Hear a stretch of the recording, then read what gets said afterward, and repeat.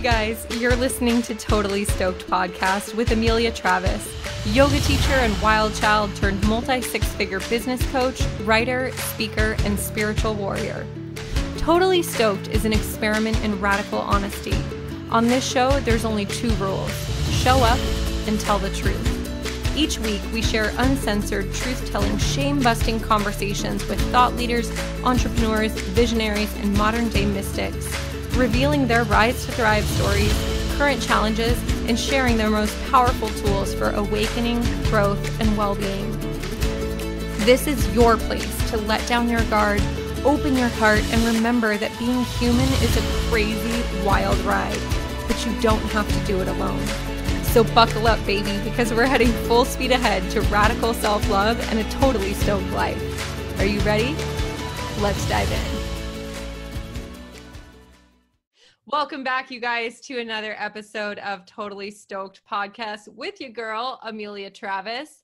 Today, I am welcoming one of my very favorite people in the world to be my guest.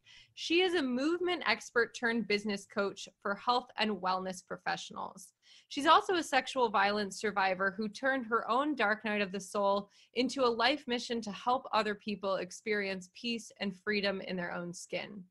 This woman holds a master's degree in biomechanics and has spent the past 15 years helping people understand their bodies, improve their movement, and create their own meaningful understanding of optimal well-being. After getting fed up with working for others, she started Soul to Soul Wellness, providing high-level education to movement professionals through anatomy trainings, business, and mindset coaching. Her dance moves are the best I've ever seen, and when you meet her in person, it feels like basking in warm sunshine. Ladies and gentlemen, please welcome to the show, Gabriella DeLorenze. Yay! The crowd goes wild. Welcome, Gabby. The crowd goes wild. Yeah. I really need to get a clap track because every time I do an intro, I'm just like, wow, this is the greatest. Oh, it gets better every time. Your presence really does feel like basking in warm sunshine. As I was noting that to myself. She did not write that bio, you guys. Wait, I did. In case you're like, wow, maybe I should say that being around me is like basking in warm sunshine. You could try that. I don't know how it would go for you, but try putting it on your cover letter for your next job application and see what happens. So we've got a really fun episode for you guys today. We have some really important topics that we're going to talk about, but one of the reasons that I wanted Gabs to come on the show was that she was a catalyst. She was a catalyst recently this summer. You guys have, if you've listened to the show, you've heard about my experience in healing my own sexual violence in Joshua Tree. And Gab was there for that experience. And not only was she there, but she was actually the trigger that sent me into the actual experience of healing, which I maybe would have avoided had you not been there. So thank you for that. Is it okay if I share with everyone how that went down? Absolutely. Absolutely. Okay. So you used to be my coaching client. Yeah. Mm-hmm. And then we were getting to the tail end of our coaching relationship, and I invited you to come out into the desert and heal some of our shit. Maybe we didn't know what it was, but I was like, hey, you want to go to the desert, eat some mushrooms, and like see if we can heal ourselves? And you're like, yeah. No place I'd rather be. Perfect. And so we had a professional relationship, and then we had this opportunity to be together in person, and it felt like we'd known each other for many lifetimes, which I'm sure we had. And I think it was like day 2 or 3 where we were going into this mushroom ceremony, and it was later in the night. Like we'd had a lot of fun and played and romped around in the desert, and it was getting to be later in the night, and we decided we were gonna smoke some weed. Full disclosure, like that's what we were gonna do. And, stepping outside. Yeah. And so we were gonna do that, and we sat down and smoked a little bit, and that was actually a bad idea. If you're ever wondering if that's a good idea or bad idea, if you're eating mushrooms, it's a bad idea. It was a bad idea for me. It sent me into a little bit of anxiety, but you were asking me to share with you about my story. The story of how I met my husband. Yes. Which, first of all, I was so appreciative of that because I realized that often when I'm in this hostess role of hosting retreats or whatever, it was just interesting that you asked me that because it made me realize how often I'm not, like, people don't maybe ask about my actual story. And you prefaced it in such a beautiful way. You're like, okay, I'm ready to go have some sister time with you and like really get to know you just as a friend.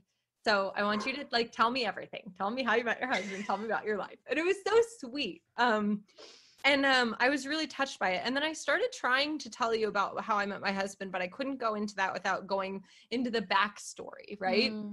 Yes. And you were sitting and holding space for me. And as I started to go into the backstory of like what was happening before my husband, I started to kind of spin out into like anxiety, right? Yes. And to me, sitting across from you, it just felt like you were starting to put a wall up. I was totally putting a wall up. I was getting super, super uncomfortable because I felt like I wasn't being eloquent anymore. And I felt like maybe you were going to judge me. Like we didn't know each other that well. And I just started to like freak out. And you held the space so gently. And then I basically was like, I got to go.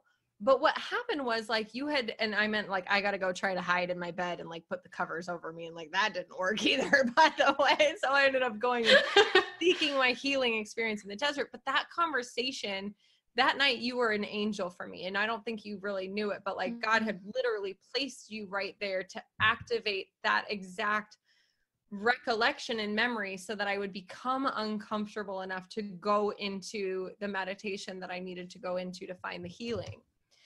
And I feel like you were a really important person or just the right person to do that because you deeply understand what it feels like to recall on memories of sexual violence. Yes. I think, right? So we're just going to go for the jugular. So like Perfect. I said in the intro, you're a sexual violence survivor and that was part of your path to helping people find peace and freedom in their bodies. Can you tell us what that's all about? Oh my gosh, yes. So before my rape incident, for lack of a better word, I was, I call it like a regular kid. Like I was How not. old were you? How old was I? It was in 2014. 24. So like 25, 24. Yeah, 24, 25. And so I had just graduated from Auburn. I had just moved to Nashville and I moved here for a job. I had nobody. I didn't know anybody here. But I was like, man, I'm 24. Nashville? Cool. Yeah, I'm in. And I had a job opportunity, which was in a small physical therapy office with not really my people. So I had a friend wanting to come up from Auburn and visit me. A girlfriend was supposed to come. She got in a fight. They were actually hooking up at the time. And that night, but it's always somebody you know. It's always like when you're feeling comfortable, and it was a friend. Like it was the worst actually. And the worst part was it was my now ex-boyfriend. It was his best friend. And so your ex-boyfriend's best friend was the one who committed sexual assault against you. Yes. In your home. Yes. In my first one-bedroom apartment, the only time I had ever lived alone. That was like my, welcome to the neighborhood. And so I lived in fear forever. I didn't want to ever live alone. I was poor as fuck at the time and like couldn't afford the heat. So like I'd stay on my couch in my blankies. Like it was, I didn't want to turn the heat on. Secretly, I think I liked being uncomfortable in that house because with the temperature making me uncomfortable, it almost gave me a segue into, oh, it's okay to be uncomfortable here. So in my mind, it was, I can't afford the heat. In my body, I'm sure it was, oh, let's avoid the heat because I already don't feel good in this space. So back us up a little bit. And if it's not overly triggering for you, or if you're able to just explain a little bit about who you feel like you were before that experience, and then how sexual assault changed you afterwards. Yeah, 100%. So I think And with most women that I've spoken to, or men, excuse me, about this, it's usually somebody you know and you trust, and you've already let your guard down. So in my specific case, it was just the two of us. We went out drinking that night. I was a pretty good drinker at the time. I drank a lot in my 14 to 16, 18, maybe like 15, 16. I started drinking. I drank a lot when I was 14's young. But like 16, 17, 18. I mean, no judgment from here. Thank you. But I think like I was never into really smoking pot. Like I was just a drinker, but we grew up on the beach. Like my whole family grew up drinking. If I wanted to try wine when I was 12, my mom would give me a sip. I hated it, but I'm also Italian. So like, that's not weird. So for me, we went out drinking, and I started getting, he excused himself to go to the bathroom, and I start getting weird text messages from him. This was while you were out or back at your While house? we were out, and he went to the bathroom, took his phone with him, and I'm sitting at our table waiting for him to get back, getting text messages from him, inappropriate to the point of I screenshotted them and sent them to my boyfriend at the time. And I said, you need to get your boy in check, is literally quote what I said. And he just said, LOL, it's just whatever his name was. Like, that's kind of the kind of guy he was. And your ex-boyfriend sounds like a real gem. Right? I was like, so I screenshotted another text. I said, okay, I'm serious now. And I'm sure he did nothing. And so that, just carefree. Still, something in my head is like, looking back, I call it naive. I know it's just who I was at the time. But we got home. I was, we're both pretty drunk, just drinking all night. But I had a pull-out sofa. I made him a bed. And then I go to shut my door. I washed my teeth, brushed my face, flossed for heart health. And I came back and I go to shut the door, and my belly, my low belly, everything in my pelvic region said, lock your door. And my head said, I have never locked my bedroom door in my life. Like at home, I'm from this small town. We don't even lock our house door at night. I said, I'm not going to lock my door. And again, like screaming at me. And I just didn't listen. And that's who I was. I would do everything for anybody else, and I wouldn't listen to myself. And it took me like 2 or 3 times to listen to myself, I should say. Eventually, I might have gotten the point across. But I remember calling my boyfriend that night. I remember saying goodnight, put my phone on the charger, and then I woke up in the middle of the night, and he is inside me, rolling me on top of him. And I freaked the fuck out. And it's almost like I blamed myself for a while, because why'd you get that drunk? Like, he's already inside of you, and now you're rolling on top of him. How long has he been inside you? Like, that's on me. Like, I shouldn't have gotten that drunk where I don't even like, when you like answer a phone call in the middle of the night and you wake up like halfway in the conversation, you don't even know what you're saying, but you're in the middle of a sentence.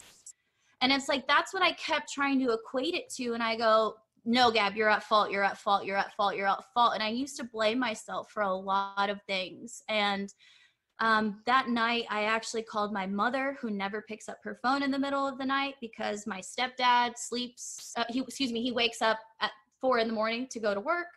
And she picked up, of course, she just knew. And then I called my ex-boyfriend, and he saved me too. Between him and my mom, I think it's the only reason why he left. But it literally came to the point of me convulsing on the floor. He broke into my bedroom with a kitchen knife. He broke into the closet I locked myself in with a kitchen knife. And between my mom, me just like parroting my mom back and forth, and putting my ex-boyfriend on speakerphone, did he even leave? And I woke up the next morning, looked at my phone the next morning, and he had deleted all of our text messages. But he didn't know I screenshotted them. Like, that's how I knew that was, honestly, you don't need evidence to know that it's not your fault. I hope everyone hears that, but I needed it. And like for me to see that my texts were deleted, for my ex-boyfriend to sit on the phone with me and say, Gab, did you hear yourself last night? Like you wanted no part of that. Mm-hmm. I needed the validation, and that's who I was back then. Mm-hmm. And I wouldn't listen to anything going on. And literally from there, and I'm only realizing this right now as we're talking about it, like my life's mission is to just share with people how to communicate with what their body is telling them, because it truly has, I'm sure in more ways than I can even know, has saved me. My intuition, I mean, you know better Mm-hmm. better for a lot of things before a lot of decisions even have the opportunity to blossom in front of you. Mm-hmm. And yeah, I wasn't that girl back then. But I really have made it a mission of mine to share how to communicate with your body in all areas and walks of life, through anything. It's not just after a sexual assault, but like before you have to make a really hard decision, anything, like your body knows. Mm-hmm. And I would love to help everyone learn that communication pattern. We're totally going to talk about that. So a couple of things I want to say. First, thank you so much. I just threw you into that and did not really give you fair warning that was where I was going to go with the first question. So thank you for sharing openly. One thing I want to say that is not a criticism of you at all or that story, but just something I observed in the story that I think I've also observed in myself and in other women, is when this guy was texting you from the bathroom and he was sending you inappropriate messages, Mm-hmm. you send them to your boyfriend, right? And I think there's this really interesting aspect of our conditioning that teaches us to like essentially like tattle or like get like tell our man that like this is happening, rather than being like, yo motherfucker, like those text messages you just sent me from the bathroom are totally whack. Like, what's your problem? That's so inappropriate. Do not send me messages like that. Yeah. You know what I mean? Like that bums me out, right? It bums me out now as a woman who it's taken me 34 years to get to where I now am that woman, where I will say, you know, to my husband's friends or to somebody on the street, or to somebody who catcalls me, hey, I don't appreciate you catcalling me. Don't do that. Mm-hmm. You know what I mean? And it's like, even now when I do it, like my heart is racing and I have like a lump in my throat, but I do it. You know what I mean? And I do it because I realized that I spent a lifetime expecting men to defend or protect me, or putting it's like when a guy hits on us and we don't want to be hit on and we say, I have a boyfriend, regardless of whether we have a boyfriend, right? It's like we still do not feel like, hey, within myself, I have the right to say this behavior is inappropriate, right? Mm-hmm. And then it's that conditioning that I believe is a huge part of why we blame ourselves, right? And of course, also just the cultural conditioning that it's our fault. Like rape culture is a real thing. So you said that this experience was a huge teacher for you in learning to listen to your intuition. But can you take us a little bit into like the aftermath? Because undoubtedly, like it wasn't just like you were like, oh, guess I learned to listen to my intuition. Like now that, you know, so what happened after? Did you go into a depression? Like how did that experience lead you to your path of healing? Because I know it was a part of what brought you to yoga. Can you share with us a little bit about what happened after? Yeah. So, the next morning I don't know if I slept or if I was awake or if my eyes were just open that whole night. And the next day was Saturday. And if I had lived in Nashville for 5 weeks, I had gone to some yoga class the same yoga class every Saturday. And really it was because I didn't know how to make adult friends, and I've been an athlete. And I found that Mind Body app just came out that I was aware of. And I found a yoga studio a few miles away. And so that next Saturday, I just got up, whether the alarm was already set or I just knew, I have no idea. But I found myself in the car. My mom was on the phone, and I don't remember driving to yoga, but I was at yoga, and I parked my car and I was in the park. It's a big parking lot. And I go, Mom, I have to go. I'm at yoga. She goes, you're going to yoga? And like in this, mind you, it's 9:00 in the morning and I don't know if I slept and I'm probably still wasted. Mm-hmm. And I was like, okay, I'm going to yoga. I said, yep, I'm here. I don't know. And I literally, you know, eyes super freaking swollen, you have to walk up the stairs. It's like, you know, like I say it's like the Green Mile, but I've actually never seen that movie. So I don't know. It seems, but it makes it seem more dramatic. Okay. There is a scene in the Green Mile that may work for what you're saying. On a corridor in a prison. It's the whole thing. Perfect. So I walk up the stairs and the teacher is waiting for me. I'm definitely late. And she's just smiling. And I was like, fuck. So I had to take my sunglasses off. And there is one mat space in the front of the room, right in this freaking middle. And you have to walk through everybody. And this is a Baptiste flow. It's powerful vinyasa. Mm-hmm. And so I take my sunglasses off. I don't even know if I said anything. I don't know if I checked in. Like, I just walked in. And I have my mat underneath me. And, you know, it's that moment where you feel like everyone's staring at you, but they're all probably in child's pose, like literally waiting for class to start. And I laid my mat out and I don't remember what happened next. And I was in child's pose for a long time. And I then started to, I'm sure, sober up, mostly because the heat in there, I'm sweating, and now it's also the time is going by. I was like, you probably smelled really great. I'm sure. Like but alcohol. In that moment, I was like, why the fuck am I at yoga? Mm-hmm. Like I came to, I don't know where I was. And I was like, oh my God, I am in child's pose on my mat. What am I going to do? I've never felt more seen in my life. I've never been more embarrassed. But it was also an embarrassment where it's like, I felt safe within the I don't know. And I didn't know if it was worse to try and do the yoga or to just stay in child's pose, but I felt extra vulnerable and I couldn't move. Mm-hmm. And just having my heart space close to the mat is the only thing that felt good. And so halfway through the Baptiste flow comes tree pose, maybe a little bit more than halfway through. And I was like, oh, I got this. Tree pose for days. Sure. Stood up and I instantly was going to pass out. So I went back into child's pose, and then sometime after, it's only a 60-minute class and making it seem like it was forever, but like sometime later, the teacher came up to me, and it's traditional in the Baptiste sequence to offer physical assists. Back then there wasn't this big question if, you know, do you ask to assist, do you not? It just kind of, you just kind of do it. And I definitely wasn't expecting it, but she came and she just, in my child's pose, came and just gently gave me she touched my hips and just gently pressed my hips back down to the floor.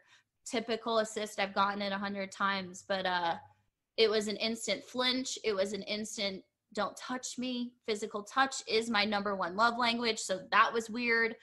And honestly, I don't remember the rest of class. I picked up my bag how could I forget? When I got to my phone, I had a missed call from a girlfriend bitching at me, the girlfriend who liked this guy who assaulted me, and basically told me, how could I do that to her?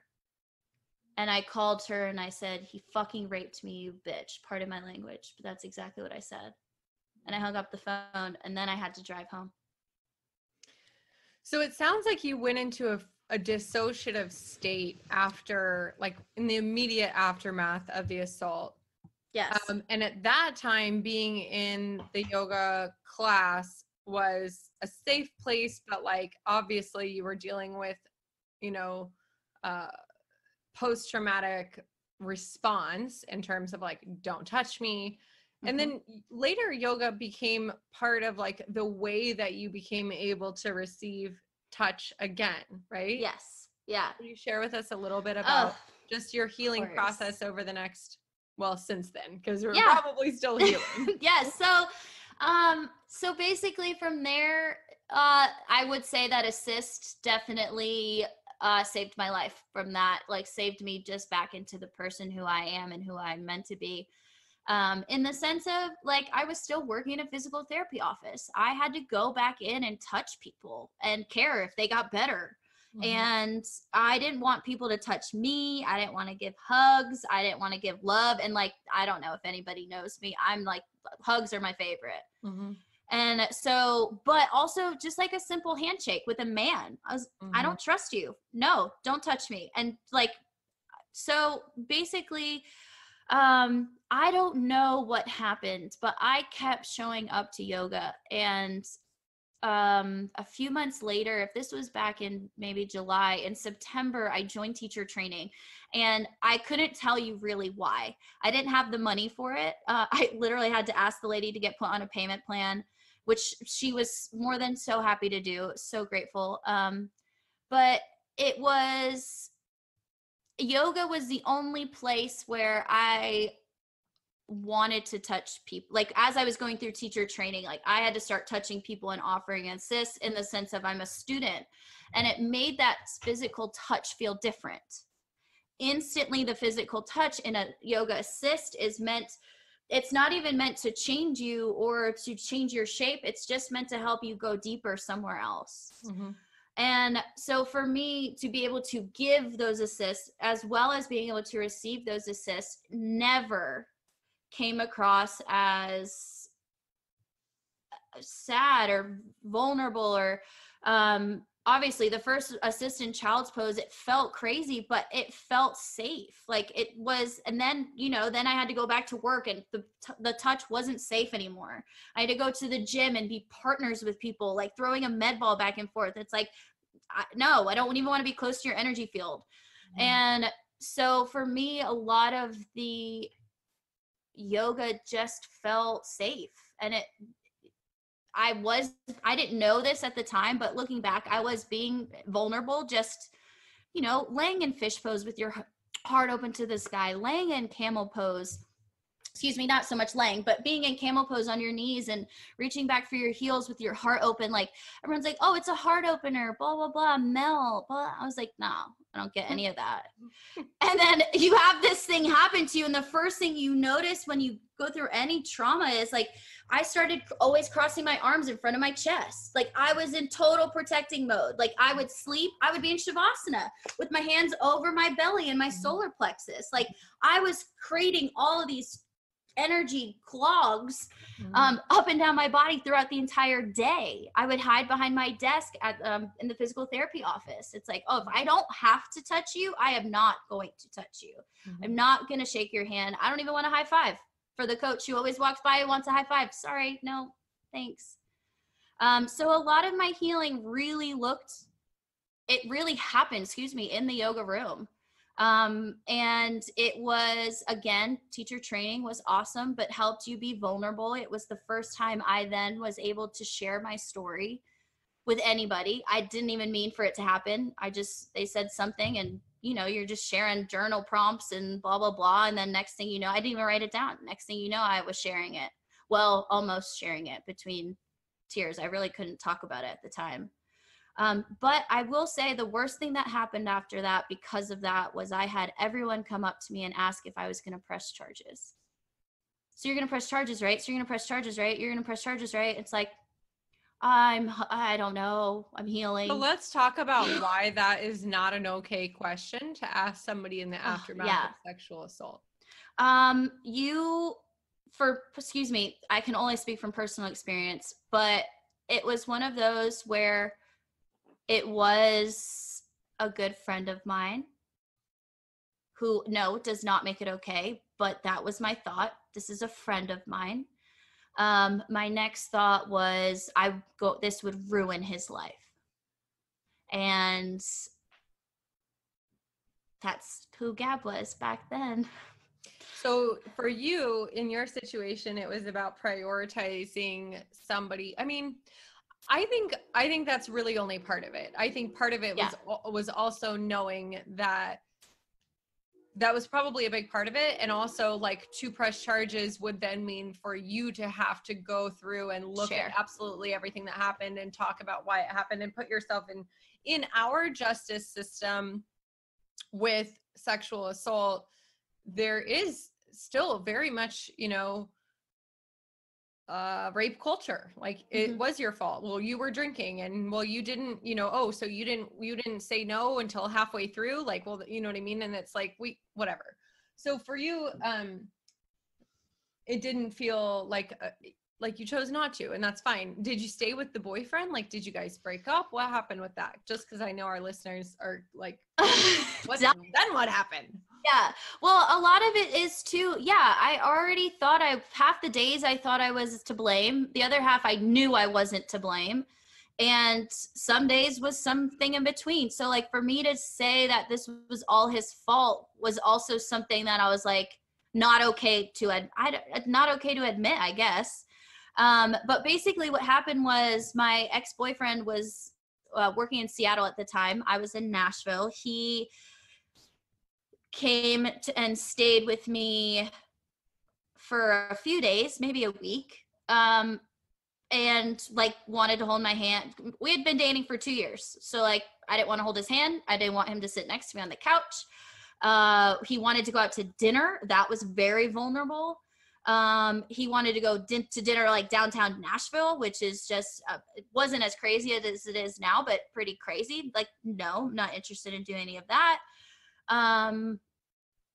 And so I stayed with the boyfriend for a while, and really it was more of a selfish reason to stay with. I think he knew what happened. I didn't have to talk about it, but I knew he would support me, and he was supporting me. But he doesn't have much to do with my story. Did he stay friends with the guy who raped you? No, not that I'm aware of. And I asked him one time. The other times I was almost embarrassed to ask, like, you have to choose me over him, but choose me, please. Like, duh. Are you kidding me? Okay, so this whole story is leading me to just inquire about how this experience led to you cultivating your self-worth, because I really do hear, and what's a common story with a lot of people, and especially a lot of women, is just not a strong foundation of valuing yourself, or sounds like you were valuing other people's needs or other people's opinions over your own. And do you feel like that has changed? Oh, yes and no. I'm a people pleaser through and through. But I am definitely more intentional. And I think the biggest change for me has really just to sit with any decision I have to make. Like, how does this feel? It's like sometimes my body just says no, and I want to say yes. Like, it might be a good thing to do business wise or whatever. And it's like, oh no, but no. And honestly, I think that letting yourself off the hook and not having to be in charge of everything, and not just like trusting the universe and God, and that I always trusted God. I always believed in God, minus a few times in my life, which we can talk about later podcasts. But it really definitely helped me grow a relationship knowing that somebody's got my back. And my whole life I have spent trying to have everybody else's back and making them feel loved and making them feel a certain way, and always people pleasing and always just putting myself last. I'm a 2 on the Enneagram, if you couldn't tell. But basically it has given me, whereas once I might have felt that it was selfish to say no to certain things, or selfish to say yes to certain things, it's given me the opportunity to open that space wide open. And, if something's good for me, I need to do it. Even if it's maybe not good for somebody, maybe even my family, if it's not something that's best for them, but it's something for me, it's then a conversation I have, instead of just saying or giving in and say, oh no, I don't need that. If it's going to hurt somebody, I don't need that at all, versus allowing the conversation to happen. Okay. So you're an expert on the body from a biomechanics standpoint and anatomy standpoint. You know the body and how it works, and your own life path, your own journey has been leading you step by step towards deeper understanding of the interrelationship between mind and body. And like you said, how to communicate with your body. So just a moment ago, you said that one of the things that you feel like this assault experience brought you into was a deeper understanding of what your body was saying. And you mentioned that, you know, prior to the assault, you felt like your body was talking to you. You felt like your low belly was screaming. You felt like you were having this awareness. And then afterwards, you were protecting your body in different ways, crossing your arms, placing your hands over your belly. So I know that there are people listening, and myself included at times. I used to feel very disconnected from my body. And like, even when people would say, well, what does your intuition say? Or what does your gut say? I'd be like, I don't freaking know. Like, how do I know the difference between my head and my gut, or my head and my heart? How do I, I didn't understand how to communicate. So can you explain to us, and especially those who maybe are just like learning that there even is a difference between their head and their body in terms of communication, what do we need to pay attention to? You need to pay attention to the things that you don't even notice throughout the day, like, as crazy as that sounds. But basically, for me, I found it through meditation. But all that I mean by meditation is focusing your mind on one thing. So sure, sit in lotus and sit up tall on your cute little meditation pillow. That's just one way to do it. But for me, again, meditation, finding one thing to set your mind on. So if sitting comfortably is not helping you do anything and it's causing you more stress, go garden. But while you're gardening, you're not thinking about your to-do list. You're not thinking about anything else. You are just thinking about one thing, being present in that one moment. But basically, the things to then pay attention to are when anything small happens. It's like your phone rings and interrupts you. What is your first thought? And it really is more of what you consider more of a reaction. So how are you reacting to certain things? If you're sitting on the phone recording a podcast and your dog starts barking, what is your first reaction? Are you freaking out? Or can you just sit there? Is it instantly like this ball in the back of your throat, like more woo-woo, but like the throat chakra stuff? Is that what's going on? Is it, for me, when I was little, it was when somebody would say no to me and I just wouldn't get my way. It instantly shows up as anger, like temper tantrums, little Gab, just like stomping her feet on the floor. And then I'd sit and like be still throwing my temper tantrum, throwing my toys on the floor, like banging them around. It's like, what is your first reaction to things? Because that's what you need to flip the switch. So then it doesn't start you down this anger path of sympathetic nervous system.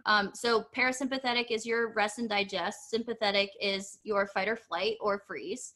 And it's basically how your body responds at a hormonal chemical level to what's happening around you. So for example, when your phone rings and you then instantly get this anger, pissed off, now you have just released the hormones and chemicals inside you that make you think fight or flight. It's all your blood system leaves your internal organs for all the good stuff happening and goes to your extremities, so you can literally fight the person in front of you or flee, but now it's your phone.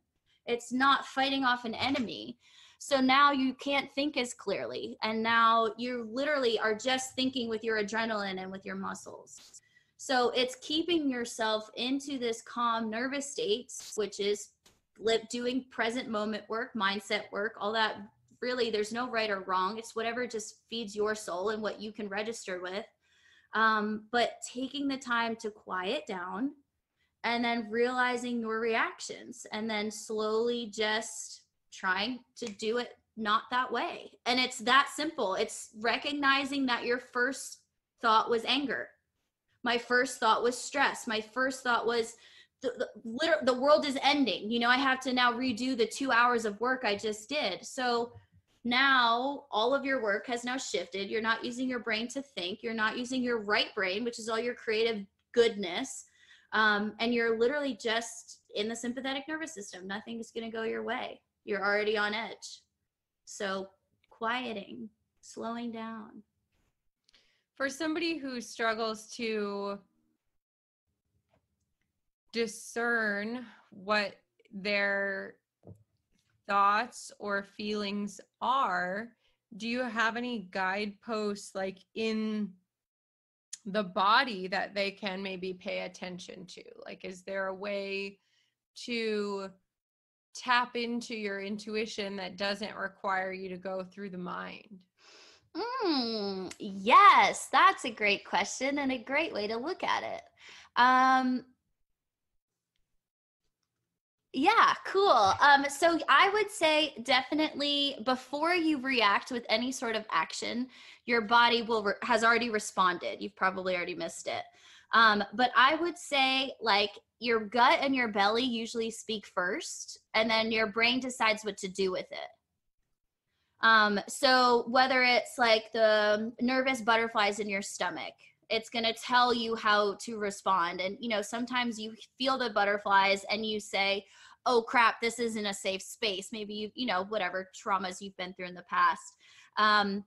But I would say that the belly usually speaks first. And then sometimes it goes up and sometimes it goes down. So what I mean by up, it starts at the belly and then it turns into some sort of a feeling you have to create some sort of a change or something's not right. And sometimes it stays in your heart space and sometimes it goes up into your throat. So like noticing then where those kind of internal bodies seem to end or start and travel to might give you a guess as to what's to do next. I find a lot of the times when I'm talking to people about this and they say, it started in my belly and then I started feeling something in my heart. It's like, maybe it's a decision you need to make. Maybe it's something you need to follow your heart through. If it comes up into your throat, maybe it's something that you're not saying or something that you need to be saying, or maybe you just need to shut up. But I definitely think and this is really from my experience as well as just the people I've talked to about this. The belly speaks first. Some people call it your second brain. I like to refer to it as your first brain, just in the sense of simplest thing is like when you eat something, your belly kind of detects what it is. And it sends messages then up to your brain that says, now what do I do with this? If it's carbs, it needs to send something different than if it's protein, than if it's fat. And then it can then better utilize your body. So, cool. But I will say with that, your emotions live inside of you. So taking the time when you feel joy, where do you feel it? Do you feel it in your heart? Do you feel it in your throat? Do you feel it in your belly? When you feel sadness, do you feel it in your head space? Do you feel it in your throat? Do you feel it, in your solar plexus, in your sacral chakra, like all the way at the base of your pelvis. So noticing where your emotions live, that has been a really big game changer for me. And to shout out cute little Irene, that meditation you guys had done during Joshua Tree about where your emotions live and the different koshas and all that was totally a different way that I have taken little pieces of to help people dive into the emotional bodies as well. Mm-hmm. So basically Irene. Yeah, go ahead. She just had us lay down on a piece of paper, tracked ourselves out and just took us through our different layers, the koshas. But when I used to do this, it would be after a yoga practice and I would have people sit and it's like, think of a moment, think of a time in your life when you were joyful. And it's kind of, picture the perfect world. What were you wearing? What does it look like? What does it smell like? Going through all the senses. And then, but that was the first time. So when we did it in Joshua Tree, after each 10, 20 something minute meditation for every layer, we would have to get up and draw it on our beings. And the first meditation we went through, I was like, draw it. I don't know. Like, what does it look? I have no idea. I just felt it right here. So I picked up the marker, I closed my eyes and I just like, okay, it looks like pink something. And I literally just started kind of scribbling. But that meditation totally was a missing link in what I was teaching my people, because it just was like, if you had to draw it, what would it look like? Makes you have to see your emotions in a different light. Mm-hmm.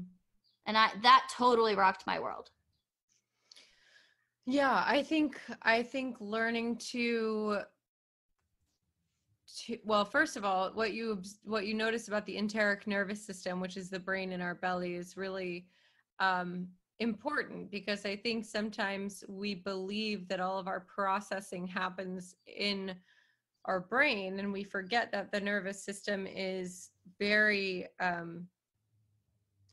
extensive, and we have this vagus nerve that goes through our whole body, right, that governs a lot of that sympathetic and parasympathetic response. And I fully agree with you that the gut and the belly speak first. And I think that that's something to pay attention to, especially if you're struggling or feeling scattered or feeling like you are disconnected from your emotion or your intuition, is to check in with like, what actual physical sensations do I feel in my body right now? Like, how does just not what's going on in my head, but like separate what's actually going on in my body. Am I hot? Am I cold? Do I feel like I'm being pulled forward or like, you know, contracting and pulling back? Do I feel expansive? Do I feel constricted? Do I feel tight? Do I feel loose? You know, and I think the visual representation of that, depending on what style of learner you are and how you process things, that might be really helpful for you too. Is like, well, if I am experiencing this emotion, what does this emotion look like? So that we can start to go beyond language, which often just creates a barrier. So I wanted to ask you about, backtracking a little bit, when you were sharing the aftermath of this experience that you had, and you mentioned a girlfriend, you were talking to a girlfriend on the phone, and she basically attacked you and said, how could you do this? And you let her know, hey, this wasn't my choice. We had talked a little bit before this show about one of the things that you're currently like doing work on, which is female friendships and the challenges of female friendship.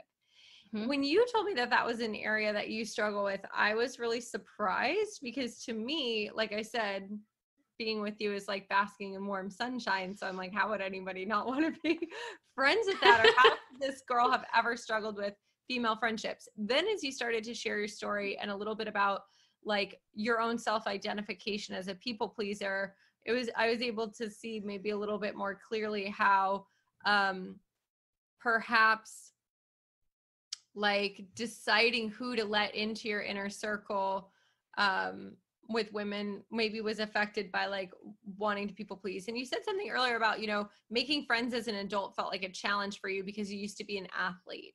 So taking all of that together, what do you mean? What's been your challenge with female friendships, and what are you learning or working through with that now? Yeah. Man, I grew up with two sisters, and me and my older sister are 10 months apart, and me and my younger sister are 17 months apart. So I like grew up with two built-in best friends, and me and my older sister, I love the crap out of her. We just haven't always got along, but everyone's like, oh yeah, they're just Irish twins. Like they'll never get along. They'll never get along. So for me to not get along with her felt kind of like, oh, it's kind of accepted that we're sisters and we don't have to get along. But I think because of that, I had to be friends with everybody else.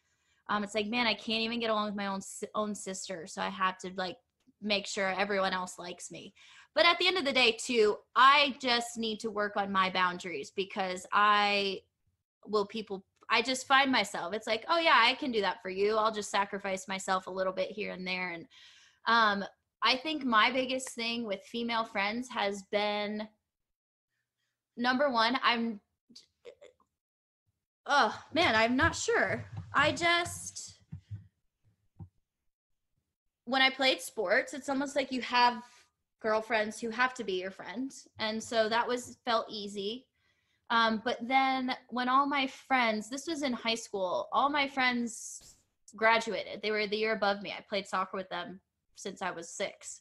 And so then I had my group of friends that were in my grade. And I don't know if people just, like, one of them started not to like me, and I don't even know what I did. To this day, I don't know what I did, but it's almost like everyone chose her side. And so I'm sitting there crying, and my mom's like, yeah, why do you care? What have they done for you? Like, how are they good friends? Like, why are you so sad? And I was like, man, I don't know really what they've done for me, but I'm sad because they don't like me. Mm-hmm. And they've chosen this other person over me. And my lesson back then was like, again, this is in sophomore year or junior year of high school, like, girls suck. I hate girls, blah, blah, blah. And I'm not going to get along with anyone, and girls are just too hard. I'm going to be like the perfect guy friend, the girl who's the guy's friend, whatever. But the same thing happened to me in college. But really what happened in college was, my dad went to camp, which is basically like jail, but we call it camp because it doesn't sound so sad and scary. What? So basically my dad's buddy got in trouble with the IRS, and long story short, my dad had bought a house and moved my mom in there. They were divorced at the time, but she was not living in the best area of town. And my dad bought a house. My dad was living in my grandmother's house. And so my grandmother owned the house my dad was living in. My dad was taking care of my grandmother. She wasn't doing well. And so my dad bought a house. So he doesn't have a house in his name, puts the house in his name, can now charge my mom less money for rent because he's not paying property taxes like he's renting it. However, my parents are divorced.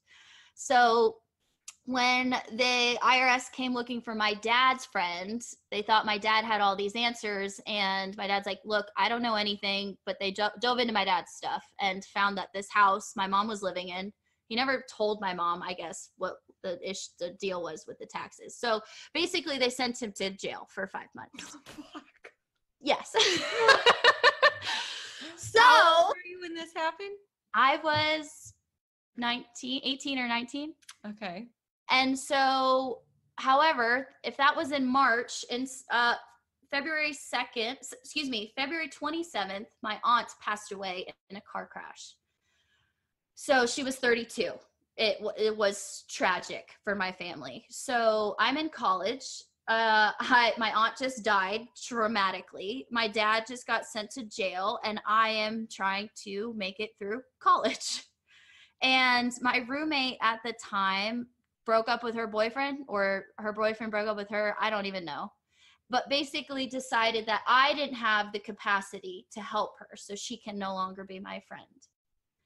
And I think in that moment, I had the capacity to deal with nobody. It was the first time I was playing with going to therapy, which I couldn't, my mom had to help me afford. So that was a trauma in and of itself. Therapy, did not have the cool connotations that I have. I think therapy's also really expensive, and you were a college student. Why would you expect yourself to be able to pay for that? Yeah. Thank you. So for me, it's like, I have all this stuff going on. I finally am choosing to try and deal with this myself. And next thing you know, my best friend since freshman year, it is now maybe junior year, wants nothing to do with me because I don't have the capacity to help her through this breakup. And this is what I later learned. Basically, what it looked like in college was every one of my friends choosing to go to her side and them, nobody talking to me. And so it was the first time that I think in my life I felt like I was distancing myself. I felt like I was trying to do a lot more self-help care. I knew I wasn't okay. And I knew I was still trying to be strong for everybody else. But when I was trying to make the decisions for myself and for what was best for me, basically these girls in college told me that it wasn't good enough and I wasn't available. So basically I then probably just went back to people pleasing. And lately what that's looked like is a girlfriend stopping talking to me for literally this, it can't be the right reason, but for not being able to come to her aid when she was out. I couldn't find a key to get into her house to let her cats eat. And so I called her, I texted her, and she basically then wanted nothing to do with me and had a phone conversation with me saying how selfish I was, this, that, and the other thing. And it's basically turned into now her taking all my friends again. And so as I've sat with this now the third time happening in my life, I'm like, man, there's got to be a lesson I am missing here. And lesson number one is to have boundaries. But honestly, it's like, why do you want to show up for the party? And if you're showing up for the party, what does it have to be their party? It's like when I went out and actually felt connected, like when I went out to Joshua Tree with you and those beauties that were out there with us, it's, you feel this sense of sisterhood and connection. And I asked myself the same thing, like, why can't I find this somewhere else? Why haven't I felt this connected to women in a really long time? And man, I don't know. It's hard. Like, I don't know if it's women competition or women thinking like, oh, you're too cute, I don't want you coming around my boyfriend or my friends, or I have no idea what it is about. I just never feel like anybody can let their guard down enough to even let me try sometimes. And I take it very I'm better now, but I used to take it very personally. But I don't know why I have such a hard time with women. It's just hard. But then it's like you meet the right women. And one of my friends even said, I'm so happy you found a group of people to go out to Joshua Tree with and like connect like that, all that spiritual stuff. I don't get it. And I was like, deer in headlights, this is supposed to be my best friend. I go, you don't get it? This is what I'm all about. So it's like, have I just not found the right people? Or in school, you have built-in friends. So it's not even like they're your people. They just have similar interests, whether they're in the same major as you, or they work with you, or whatever. It's like, they play the same sport as you. It's like kind of like they're built in. And then when you become an adult, it's like, oh, I have to find people who are like me and who want to be my friend and who I actually connect with. And finding that connection is hard. But then you find it and it feels so effortless.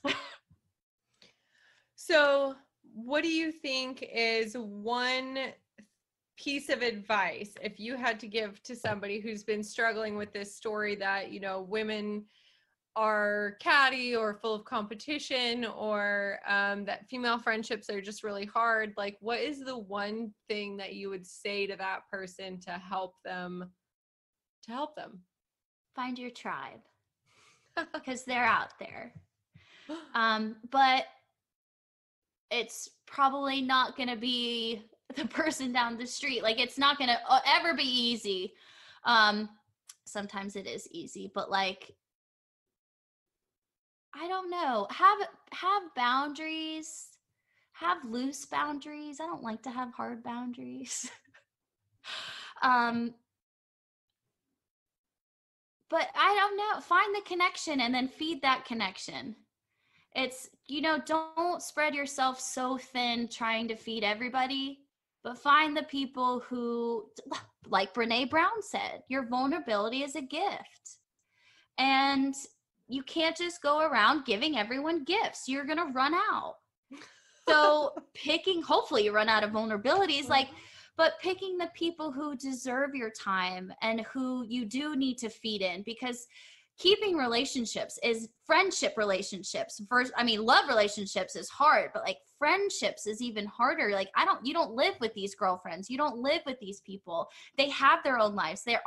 Lots of my friends now are entrepreneurs. Like, they have lots of stuff going on all the time, but being able to feed into the connections that you do make and keeping them small. You can't have a lot of them. You're just going to run out of juice. So having a few connections, really good connections with a fewer people, because really at the end of the day too, you only have so much energy. And so if you're giving everybody a little pieces of it, you're going to run out for yourself. You're going to run out for your loved one who you do live with, who needs your love, for your children, all that. But then feed into the friendships that you do have and notice if you're not being fed back. Yeah, that's good advice. Yeah. So on this journey of healing that you've gone on and that you're continuing to walk, what do you feel like are the greatest tools that have helped you just cultivate, you mentioned meditation. Besides meditation, are there any tools that you think that everyone should be aware of for cultivating their own healing? Yes, singing and dancing. Okay, perfect. You guys heard it here first. Meditation, singing, and dancing. Come join us at Women Awake in the spring. We will sing, dance, and meditate, and you will be healed. Yes. No, but it really is just about like finding your state of being. For me, I'm high energy. I had to buy one of these fancy things that go in front of my mic so I don't scream at it. But like, right, it is about cultivating what you want. Like if you want to feel happy, change your state. Energy is never created nor destroyed, but it can be altered.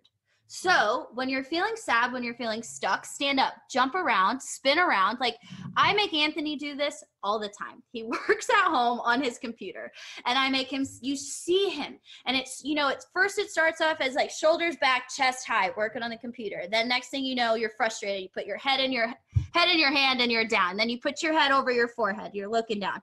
And then next thing you know, all your energy is facing towards the floor and you're wondering why you can't get anything done. Stand up, jump around, change your state, change your being, sing, because that feels good and that helps heal your soul. And just let it feel good. When you were on your just laughing because I'm like, oh, yes, I could just dance with you all day. You're my favorite dance partner I've ever met. Okay, as you've gone on this journey, have there been any books that you feel like have been especially transformative for you that you can recommend to our listeners if they're struggling with people pleasing or if they're struggling with setting boundaries or learning to communicate with their body? Is there anything that you would recommend? The Witch of Portobello by Paulo Coelho is written, it's every chapter is somebody else's different perspective, but they're all about this one woman. So for me, it rocked my world because I am this woman. She is a witch. She is powerful. She has these singing and dancing parties to the point of she loses her mind. And that's when she gets her magic. Wow. And yes, but every single chapter is somebody else's perspective. So Amelia Travis talking about this woman is saying how beautiful she sees her and she's jealous of her and I want to be her and she can do anything and blah, blah, blah. And then Rebecca's version of that is how she hates this woman. God, and Rebecca's such a bitch. I know, but basically it's like, it's always about the same woman. And you read these chapters and you're like, man, this is how they see her based off of certain things that they've seen her do or certain things she's seen her said. And it has totally, you will never please everybody. Everyone is going to see you through the eyes, which are because of the lessons that they have. The lessons they've received, the things that have happened to them, the things that they have done have all distorted our lenses of how we're going to view people, view the decisions they make, and view the things that they want to get themselves into intentionally and unintentionally. And we have these judgments around what we think is right and what we think is wrong. And it's just, you will never skew somebody else's vision of you. You can be the happiest, most go-lucky, what is that, peach in the thing, and people aren't going to like peaches. So it's like you could be the ripest, juiciest fruit, and they're still just not going to like you. And I think just reading a story with about somebody else, and everybody sees her differently. It's like, oh, I really am not going to be everybody's person or even somebody that they want to seek out just to even sit with for a second. And it's okay. And that doesn't change your magic and that doesn't change who you are. And it definitely doesn't change how you need to view yourself. Wow. Well, I was going to ask you to share your best piece of advice, but I think you just gave it. Dang. Okay. So I know you and I could talk for 100 years, but we can't today. So if people are looking for further support, if they just want to connect with you because they want to come and sing and dance with you, or if they want to learn more about yoga anatomy, or if they're in their own journey of healing their people pleasing and they're looking for someone to connect with on that, or they want to learn more about business and wellness coaching, they can connect with you on Instagram at... It's still Learn Yoga Anatomy, and only because little Gabster got Gabby DeLorenze, and I tried to switch them over, and that's not that easy. So I am waiting for it to be available to me again. But you can find me now at Learn Yoga Anatomy. And we'll link it in the show notes, because if by the time this airs that has changed, you just go down to the show notes. You can connect there, and then you can find her on the web at Soul to Soul Wellness, and that is also linked in the show notes. So I am going to ask you, we like to close every show with, if you and I are in an elevator and you have like 30 seconds to 1 minute to change my life with the best piece of advice or words of encouragement, just anything that you want to say to speak life into me, what would you say? Oh, you are enough. You have enough. You are worthy. You are love, and you are absolutely perfect. Boom. Put it on repeat when you need to hear it. Gabriella DeLorenze, thank you so much for taking the time to sit down with me and share your ruthlessly, beautifully, brilliantly brave story of becoming. I just love you so much. And I love you. Thank you so much for having me. It's been such an honor. And we'll see you guys on the next episode.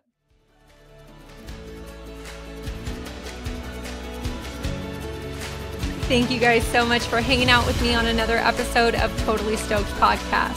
If you love this episode, if it impacted you in some way, please grab a screenshot and share it right now to Instagram stories. Tag Stoked Yogi, hashtag Totally Stoked Podcast. Each week, we'll grab one listener who shared and send you some Stoked Yogi swag. Also, if you love the show, please subscribe, share it with a friend, or head over to iTunes right now and leave us an honest review. Your support and feedback make this show possible. If you have ideas about how we can improve, please send them to podcast@stokedyogi.com. Until next time, you guys, keep showing up, loving people, telling the truth, and remember, keep living your life totally stoked.